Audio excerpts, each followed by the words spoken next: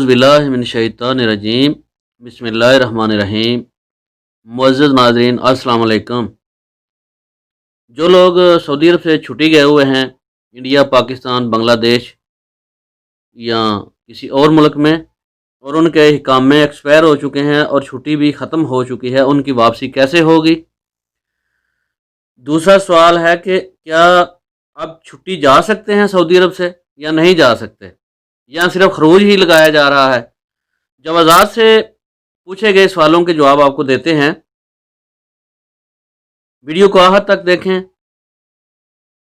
सबसे पहले बात करते हैं जो लोग छुट्टी गए हुए हैं और उनकी छुट्टी ख़त्म हो चुकी है और इकामा भी एक्सपायर हो चुका है, वो अब सऊदी अरब वापस कैसे आएंगे।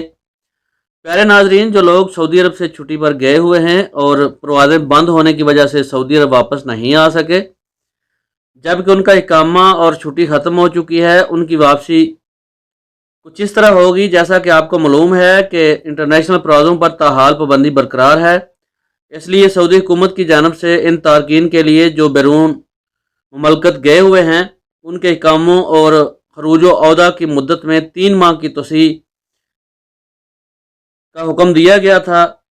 ताहम सऊदी हुकाम का कहना है कि हालात का जायज़ा लेने के बाद इस हवाले से मज़ीद अहकामात जारी किए जाएंगे। पहले उन लोगों की 3 माह एक्सटेंशन दी गई थी और बाद में फिर 3 माह की एक्सटेंशन दी गई।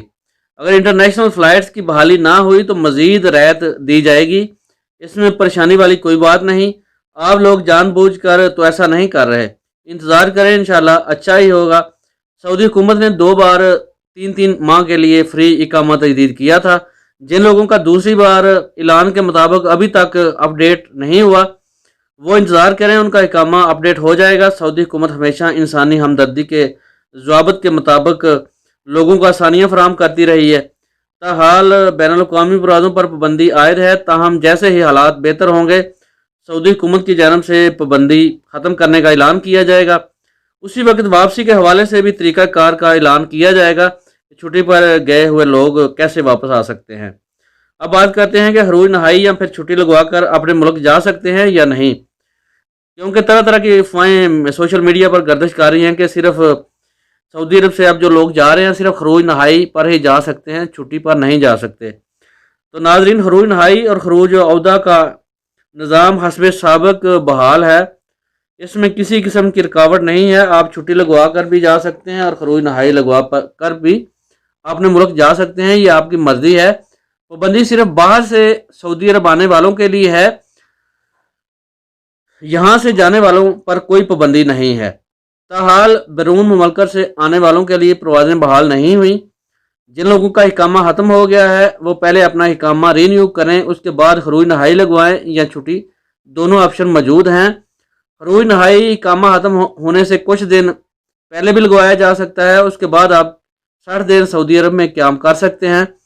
अगर आप इकामा रीन्यू करवाए बगैर जाना चाहते हैं तो फिर आप तरहेल के ज़रिए जा सकते हैं। तरहेल के ज़रिए अगर आप जाएंगे तो इस सूरत में आप मखसूस मुद्दत तक सऊदी अरब दोबारा नहीं आ सकते, आपको ब्लैक लिस्ट में डाल दिया जाएगा। इसलिए बेहतर है कि आप कानूनी तरीके से जाएं ताकि किसी किस्म की मुश्किल में मुब्तला ना हो। उम्मीद करता हूं कि आज की इन्फॉर्मेशन आपको अच्छी लगी होगी।